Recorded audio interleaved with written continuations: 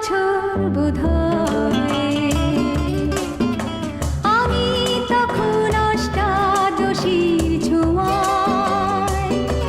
লজ্জা জড়ানো ছন্দে কেঁপেছি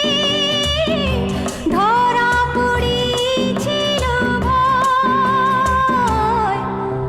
তখন তোমার 21 বছর বোধহয়